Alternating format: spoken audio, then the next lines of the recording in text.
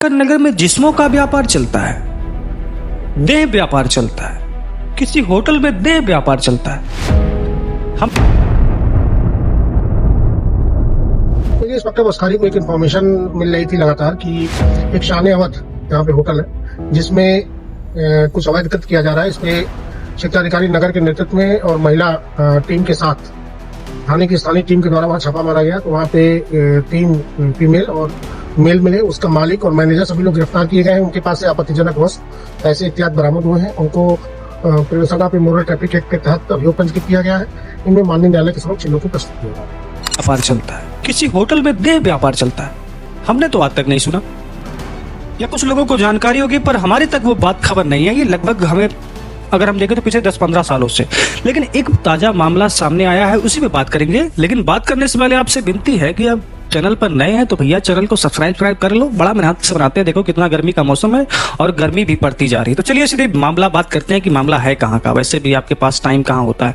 15 मई यानी कि आज की तारीख बात करें तो आज की बात है, वैसे वीडियो कल पड़ेगा यानी कि 16 मई हो जाएगा। लेकिन 15 मई दोपहर 3 बजे बसखारी जलालपुर रोड पर साने अवध होटल है और यहाँ पर हड़कंप मचा हुआ है। क्यों? क्योंकि पुलिस की गाड़ियां सायरन की आवाज के साथ पहुंचती हैं होटल पर और वहां छापेमारी की जाती है। छापेमारी के अंदर हमें क्या मिलता है? एक ऐसा रॉकेट जिसने सबके होश उड़ा दिए।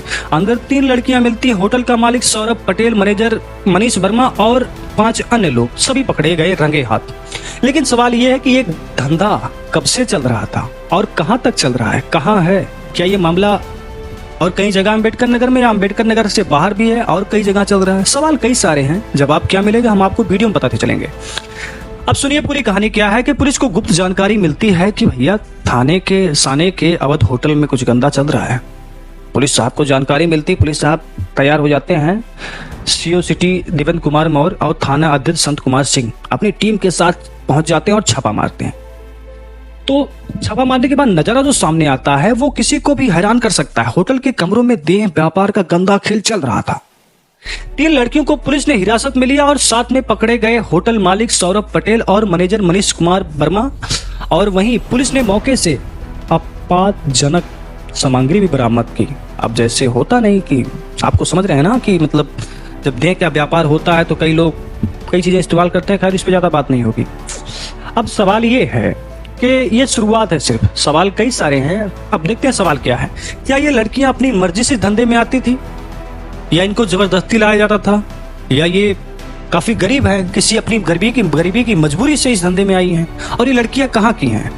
अम्बेडकर नगर की है, बस्ती की है, जलालपुर की, कहाँ की हैं? अकबरपुर की रहने वाली हैं, मतलब कहाँ की रहने वाली, कब से आती हैं यहाँ, कितना मिलता, पैसे क्या देता था इनको? ये तो जानकारी आगे पुलिस हमें देगी। लेकिन सवाल तो, और ये जाल सिर्फ अम्बेडकर नगर तक सीमित है या फिर और कई जगह पर सीमित है? आगे बढ़ते हैं। पुलिस ने इस मामले पर कोई कसर नहीं छोड़ी है। अनैतिक देह व्यापार निवारण अधिनियम के तहत 8 आरोपियों को पर केस दर्ज किया गया है। जांच चल रही है और पुलिस ने यह पता लगाने में जुटी है कि इस रॉकेट के पीछे और कौन शामिल है। लेकिन दोस्तों कुछ सवाल अभी भी अनसुलझे। इतना बड़ा धंधा इतने दिनों तक कैसे चलता रहा? क्या स्थानीय प्रशासन पुलिस को इसकी जानकारी कभी नहीं थी? क्या उसको जरा सा भी भनक नहीं था कि हमारे क्षेत्र में, हमारे जो भी इलाका हमारा आता वहां पर चल रहा है ऐसा काम? क्या जानकारी नहीं थी और अचानक गुप्त जानकारी मिलती है? कई सारे सवाल हैं जो हमारे अधिकार हैं, हम उसको कर रहे हैं।